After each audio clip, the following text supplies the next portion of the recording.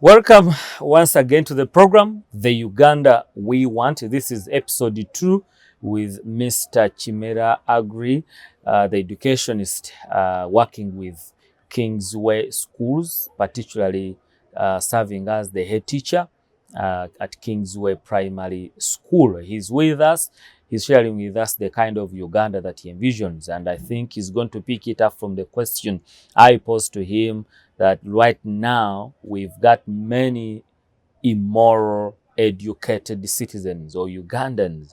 And I was asking him, how can we have educated, responsible, purposeful citizens who are not immoral, who are morally upright? You just use a minute to greet our viewers and our listeners for that, and then we pick it up. Yeah, thank you. Dear viewers, once again, greetings from Kingsway Schools, particularly Kingsway Primary School on Entebbe Road. We thank you for tuning in and listening to us. Yeah, you said some good information in our last episode, and you ended on talking about the parents. And since I'm a parent, I was like, we need to start from there next time, so that I I jot down my notes very, very well. Why is it that nowadays parents have carried all their responsibilities in raising children over to you? I didn't want to use the word burden. Yeah. But all the responsibilities of raising children over to you teachers. Well, looking at our family and work patterns, it is coming out clearly that a lot of attention is going to work. Parents are out there to make ends meet, actually. Parents leave their homes very early before the children wake up. Actually, unlike some of us who used to be prepared by our parents to go to school, these days the maids are doing everything, even when parents are in the house. So parents either leave home when the children are sleeping. The children are prepared by the maids and taken to school. The children spend all their time at school with the teachers, support staff, and fellow children. Children come back home when the parents are absent. So that absenteeism of parents in children's lives is also creating a huge gap. So parents are out there. Of course, school education is expensive. Children are going to expensive schools. And for parents to make sure that they get the money to meet the children's educational needs, some of them have to have multiple jobs. You are here, you are this way, to make sure that you are able to raise some money to meet your children's educational needs. So that absence in the children's lives is one of the areas that is causing that gap. Parents do not have time to sit with children, impart in them discipline, tell them about what they expect from them as children. They are generally not available. So we sympathize with parents on the other side, but we call upon them, however busy they are, it is important. Even if it is on a daily basis, you cannot fail to have 5-10 minutes to sit with your child and tell them something that they remember, that can guide them at some point, either when they get temptations or when they are faced with a challenge. At least they can remember, my father told me this, my dad told me, my mom told me this. But parents are running up and down, trying to look for money. And that's why the whole burden has shifted to schools. Yeah, how about those parents who actually say, if there were enough, like if the environment was conducive for us to really have money provided for by they normally take the blame to the government. Hopefully things would have been better.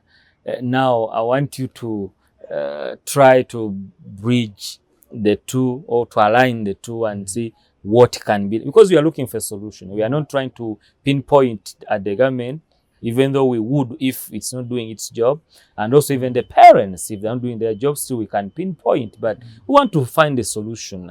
How can it be done for the interests of the child? Government, yes, but there's no specific, who is that person that we call government? All of us form The government. the government. And the smallest unit of every community, the smallest is a family. And like the saying goes, charity begins At home. at home. Everything must start from Home. the home. Government will not come to every home to implement whatever good programs, whatever good ideas they have. So it is our responsibility as parents to tap from those good programs that maybe government has, the good ideas, and then we should be the ones to come and do the implementation. Times have changed. You referred to our time. Times have changed. The level of exposure we had at that time is different today. We used not, there are things we never admired at that time because we were not seeing them.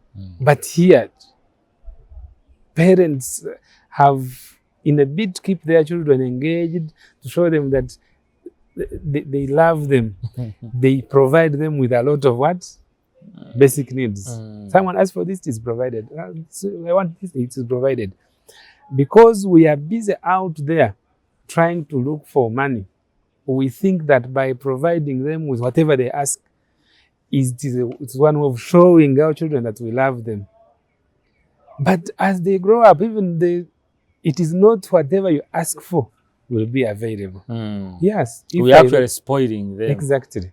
If I raise my daughter and I'm putting data of 50,000 on her phone every week, she will get married to a man who cannot raise that money. And at the end of the day, she will think he doesn't care, he doesn't love her, and automatically that's where. And maybe he might even be able to provide, but because he was brought up very well, you can't just spend 50,000 on just data. We have other things to do. Exactly. There are other more pressing. And then you say he doesn't love me. Exactly. Then automatically we shall have families breaking down, we shall have single fathers, single mothers, and given the experience I've had with children raised by single parents, I can tell you a child raised by both parents is totally different from a child that has been raised by a single parent. Yeah, totally different things. Yeah, I am sure you hear many of these stories of those kids, and you could even be having them at Kingsway who are from broken families. What could be the cause, and how can we overcome that? Sorry to bring it over. You're not a marriage counselor or something, but it's still within your docket. Most of the kids who don't actually even make it up to senior or to university is because they come to you at a primary level, and he or she is from a broken family. It comes back to the virtues I talked about. We need to teach our children to learn to be patient. That even when something is I want something right now and it is not available, I can be patient until I achieve it. Rome was not built in one day. You might need something right now, but the fact that it's not available doesn't mean you'll not get it. So patience, tolerance, respect for the people, ourselves and the people we stay with. I think basically those are what I can pick nearby. Once a child has been raised with those virtues, even when they go to marriages, they'll still maintain that. respecting one another. We need to realize that I forgot to mention respect to diversity. I'm from a different religion, but can I respect the other person from a different religion? I'm from a different culture, a different tribe. I've married someone from a different culture. They do things differently. Can I understand that in our families, those are things that we need to emphasize so that someone raised from a different culture, raised in a different way, when they meet a different person raised differently, the two should appreciate one another. Not this one trying to pull this one this side so that they take control completely, or the other one trying to pull the other one to have full control over them. So along that line, at family level, we still have a lot to do so that we raise disciplined children with realistic expectations. Not unrealistic. Yes, a girl has just finished university and has met a young man, a boy who has also finished university, but she expects him to provide, all the basic needs that even this young man cannot manage to provide to himself. Oh, so that's where we see the comparison. You find a girl comparing her husband with the HM, who has been in HM for more than 20 years. Exactly. And she thinks he has it like the HM, exactly. and which is not true. Yeah. Or if she was raised from a good background, like maybe they were financially stable, she expects to find it the other side, which might not be the case. She'll get exposed to someone from a very humble background who doesn't look like they have a bright future. She might end up dumping him and going for material stuff, which will not actually take them anywhere. Yeah, that's why. How is women emancipation breaking up families today? Women emancipation is because I'm asking that because the end of it lands on you who are in schools. It's you who are, raising our children who are suffering. Women emancipation is a very good practice. However, it requires proper explanation so that the concept is not misunderstood. Proper explanation to who, and who is that is not understanding it? Women emancipation, basically I can say it empowers the girl child, the woman, to rise and face life better than they used to face it. The ancestors used to face it, right? I hear them say, what a man can do, a woman can do it even better. Yeah, it is partly true, though not 100% true, because there is quite a lot that men do that the other people cannot do. There are also things that women do that men cannot do. So that emancipation thing needs to be well explained so that people do not dump their responsibilities.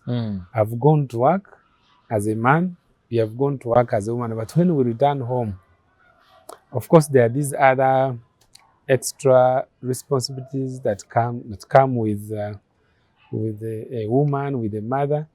But still, men also this side need to be helped to understand that yes, the woman of today is not the other woman of the past. Giving a hand. Otherwise, you cannot just come from work. Both of you left at 6 a.m. You have returned at 8 p.m. But you expect the other person to do other 10 extra roles.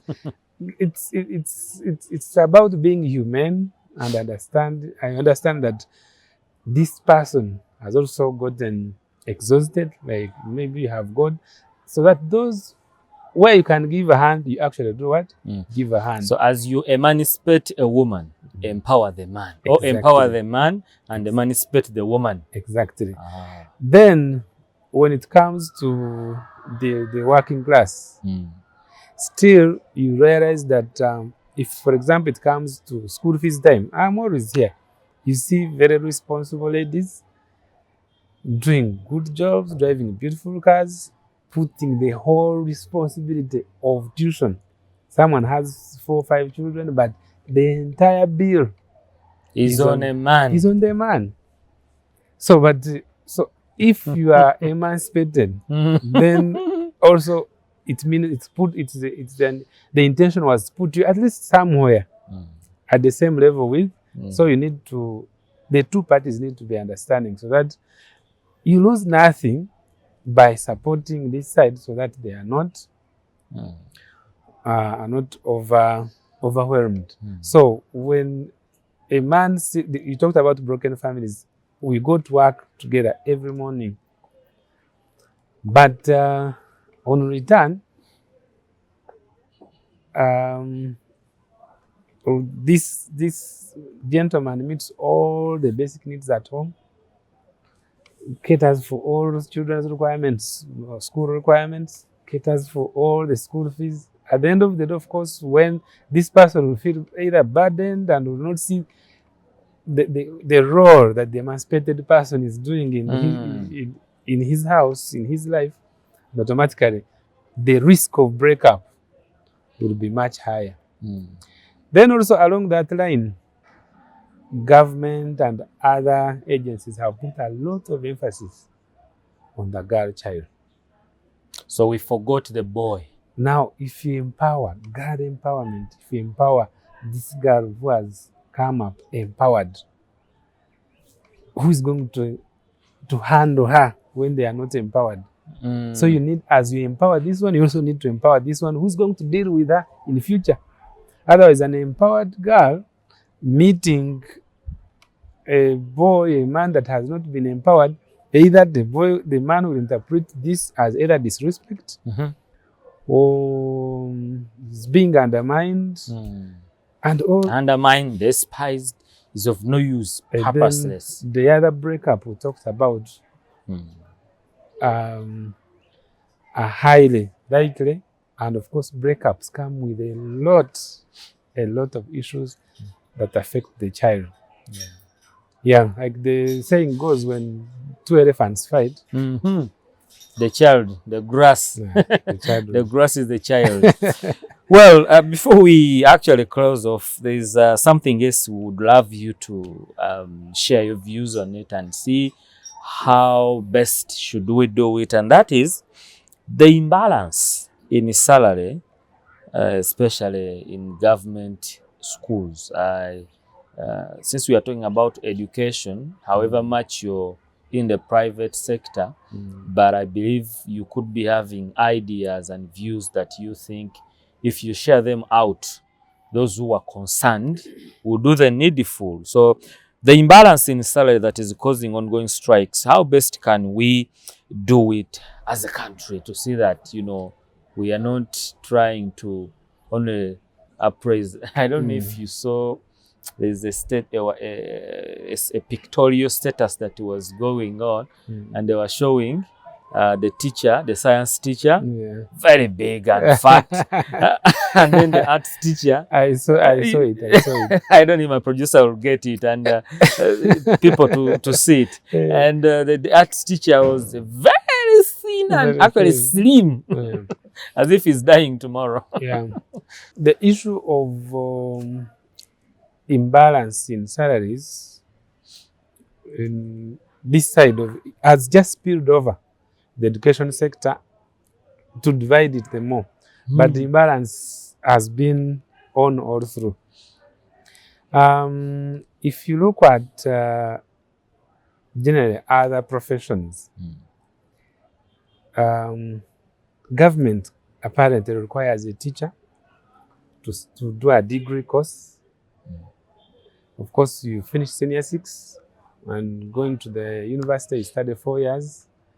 And given the current tuition that this person pays while at university, through school and university, by the time this person comes out, you are bringing this person to a salary of about 400, 500,000.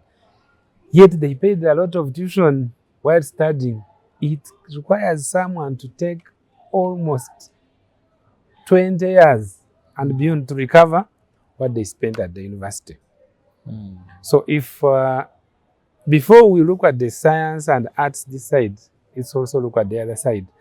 A graduate teacher is coming out. We are sending him to the classroom, our dusty classrooms, some of them. But you have got, let me pick a member of parliament who is an S6 leaver, because that's the requirement. But the person gets, I think, I'm told over 20-something million for an S6 leaver, because that's the requirement. But paying 400,000 to a degree holder. You get it? Already that's the first imbalance that needs to be. And sometimes this degree holder is one who raised up this senior 6 holder who is actually earning the 40 or 20 or 80 plus million. Even the level of input, of course, the contribution to national development and the effort, the energy, the what, of course, invested in their day-to-day. If you look at their daily schedules, they are totally different. So that's the first imbalance that where teachers need to be leveled with other professions, because there is no nation that can be better than the quality of its teachers. If the teachers have low quality, what do you expect? They'll give low quality products. So in terms of pay across all professions, that should be addressed. Now, science versus arts. That's also another mess that has been brought this side. To contribute to national development, it doesn't require one either to be arts or sciences. All these things are needed. We need arts people, we need the scientists, we all need one another, because we cannot all be. And still, in life, we encourage people to pursue their passions.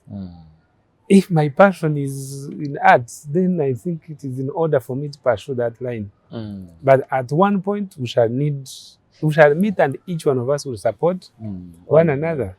The president, who has led us for over 40 years, with all the contributions he has made. Science, he has the political science. And that's just one example, but quite a number of others. So I think whoever came up with that arrangement of science versus arts, I think it was an error. And it needs to be looked into. Actually, if I've heard you very well, there's a point I don't want us to miss. And if even you were watching us, you're saying that it was created and there is something that I can be able to pursue and I know I can achieve it.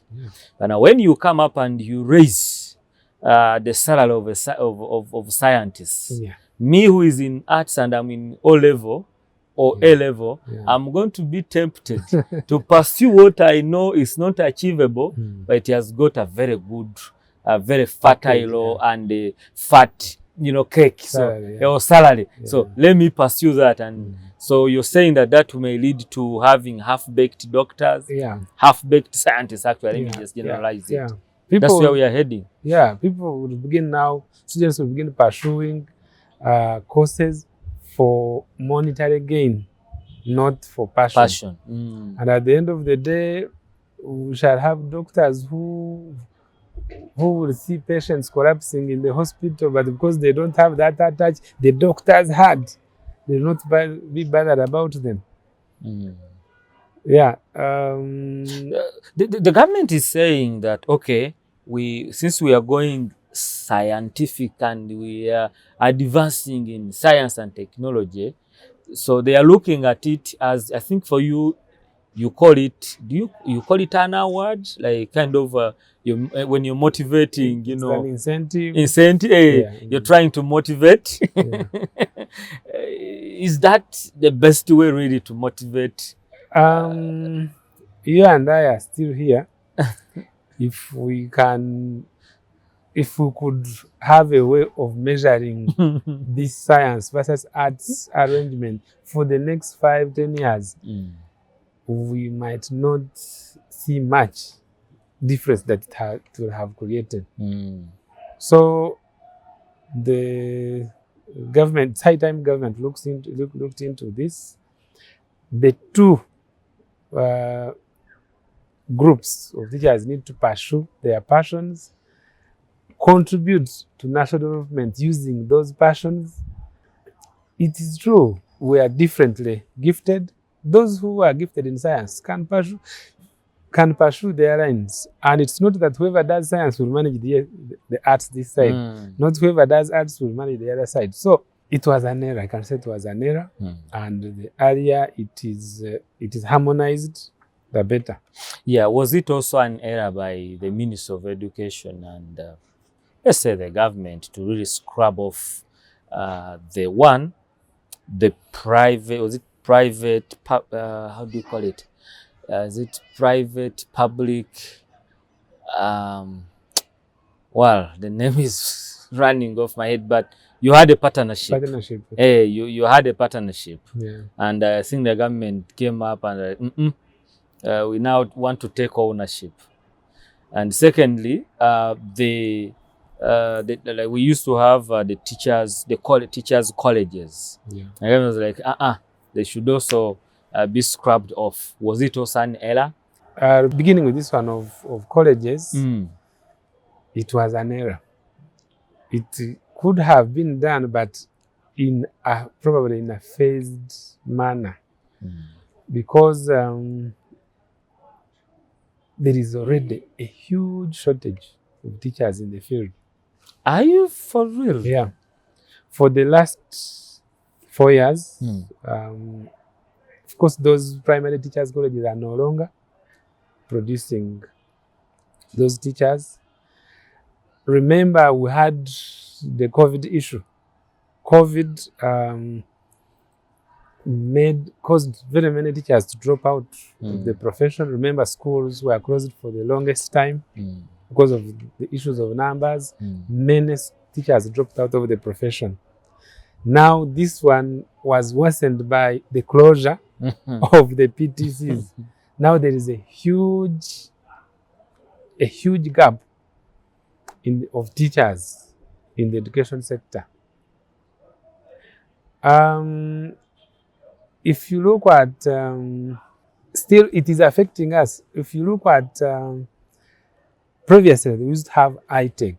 iTech was actually modeling a teacher with the heart of a teacher. Someone who would come out not bothered about how much they will be paid, but would care about how much they will contribute. But as we speak, more so when you look at the secondary sector, high school sector, you realize that someone will start up senior 6, cross over to university. Now, universities are concentrating on very many professions. They are teaching economics, they are teaching this, they are teaching that. There is no particular attention given to this teacher to model them with that heart of a teacher. The way Chambogo, there used to be iTech, Institute of Teacher Education, Chambogo. We do not have a university that does that apparently. Now, the indiscipline they are talking about, the modeling. Now, someone who has finished senior 6 and has crossed over the other side and is coming back. Remember, the preparation the other side was general preparation. when a teacher joins university, a teacher who's going to teach secondary schools, you realize that most of the course units they are sharing with people from other professions. So there's a gap, there's something missing. That training, that special training that used to be placed on a teacher to model them, to make them love their profession. But these days, people just come out and go to classrooms because they know they are going to earn. Get money. But having that attachment with the learner, you do that child study or student study, you get contact with their family, and you work together to raise this child as wholesomely is wanting. And when you talk somewhere, we talked about the indiscipline, the immorality, and whatever. Even people who are supposed to impart such values are not very well modeled. So if you are immoral, we expect you to give us a product that is also immoral. Exactly. You cannot give what you don't have. Oh, exactly. Well said, yeah. So that bit also needs to be addressed. Government needs to have universities that are specifically addressing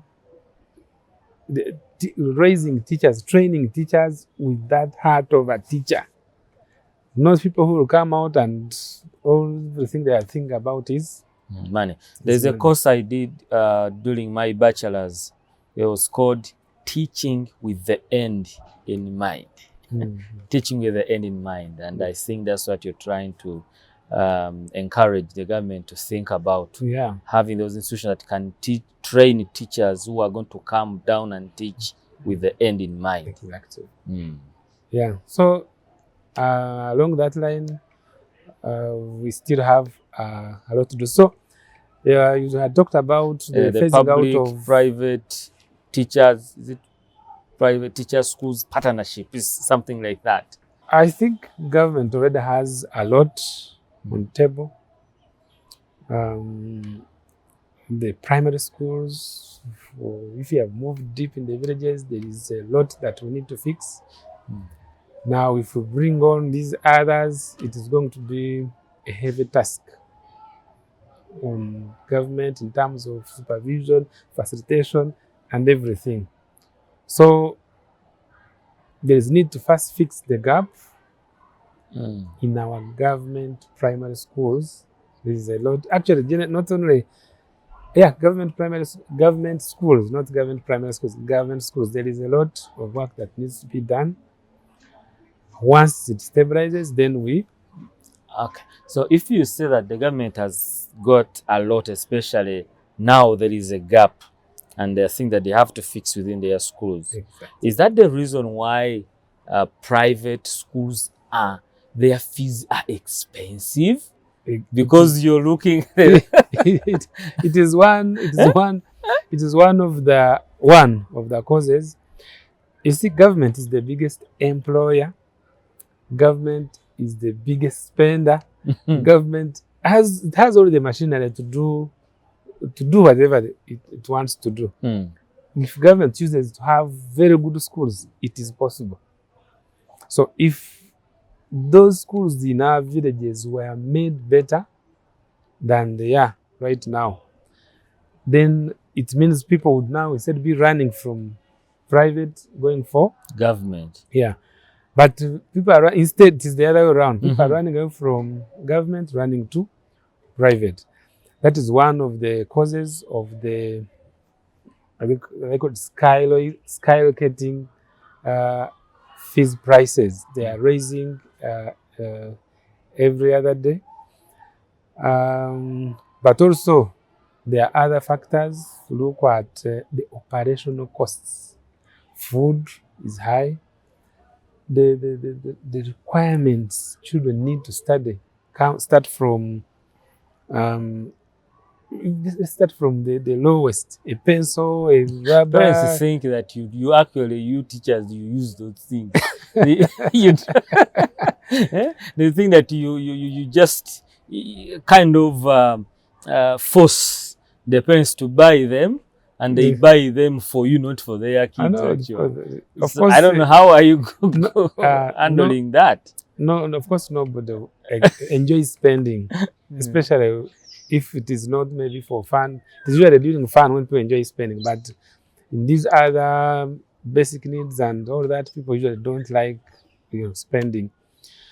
But back to the raising The skyrocketing fees in private schools, especially. The cost of providing the educational service is high. You need infrastructure like this one.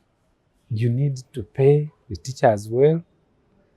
You need to, previously, during our time, I used to see teachers sleeping in staff quarters. But at the moment, you might get very few schools that have staff quarters.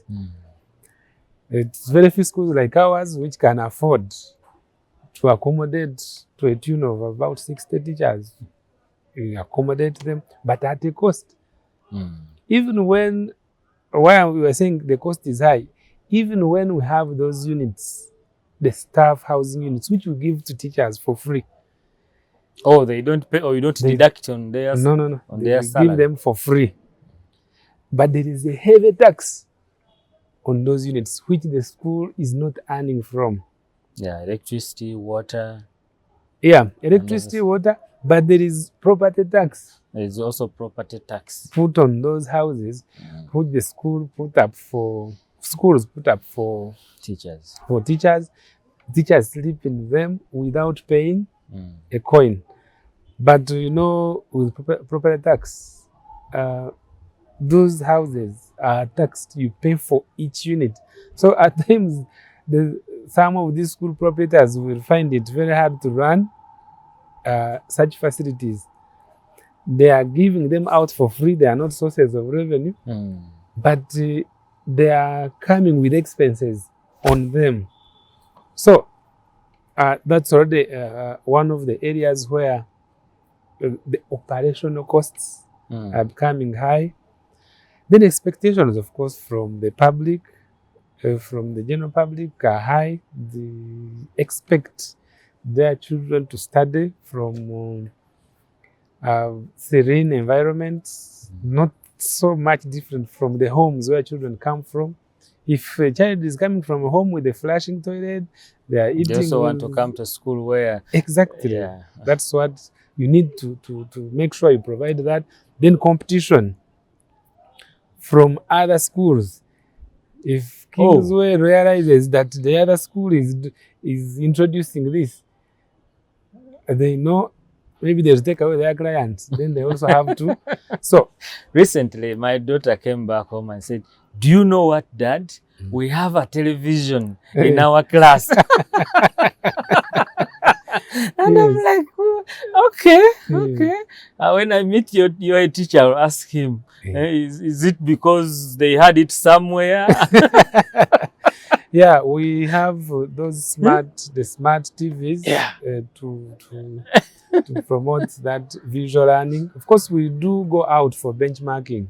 We identify schools of our status. We visit them. We see ideas that we can incorporate in our system to make it better. If you have been to a nursery school, you saw their playground has an artificial turf. That is a cost that you have to incur to make sure that your children are in a more comfortable. But me, the parent, I'm the one who's suffering now. Exactly. At the end of the day, the food. Parents dictate the kind of menu. They have a contribution to make on the school menu. We want to see the menu. They want to see the kind of dormitories where children sleep. And they don't want that congestion. They want to see you must provide security to their children, security from the gatekeeper to you need to have CCTV cameras running 24/7. You need to have firefighting equipment in place. You need to coordinate so much with these security agencies so that they keep on doing some surveillance around your school so that you are safe.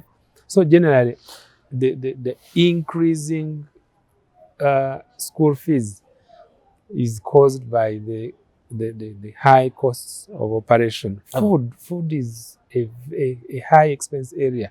No, I was working with African Bible University, and I know. By the time I was there, every semester is for like 2 to 3 months, but 50 to 60 million could go on food alone for the students. And this is not a big, institution that it has so many students, just few students, just in the hundreds, but they could spend close to 60 million just on food alone without other operational costs. Now, I'm looking at this parent, honestly, and I'm seeing that there are many kids who will not achieve good, because already you told us from the government, their education, the quality of education is going down. Majorly in the primary schools, secondary schools, so a bit. When we come to the private, the fees are high, and as a parent, I'm going to be tempted to say, you know what, you go and do a course, otherwise things are hard. What can be done, just in a minute, what can be done, like you and government, how can the government come in to see that at least we save the parent, my child to have good education from your school when there is help to me as a parent? One, if I picked a school like this one with a population of over 1,500 children, the school is private, but the children and the people working in it are government property. So they need government needs to support such schools. If I'm a school owner, I've managed to put up structures, I've managed to bring teachers, I've managed to get children, there's no harm in government supporting me, maybe giving me some textbooks in the library. If there is a computer lab like that, if I can get some support in the computer lab, materials, science rooms. If my staff can, I've ever had it. It used to be there. I don't know what happened, but government used to pick some teachers from private schools and support them in terms of payment of salaries. If someone is earning, maybe, even if the government says from such a school we have 50 teachers,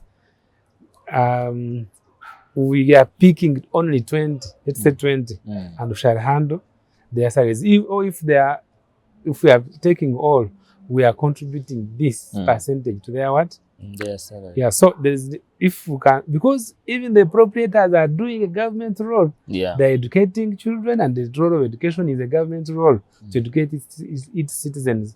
But a private individual is picking it up and doing the work government should have done. They are employing people. It's actually, it would be the role of government to employ its citizens. But the private entrepreneur is providing employment. Here we have both teaching staff. We have in both nursery and primary, there are 95 teaching staff.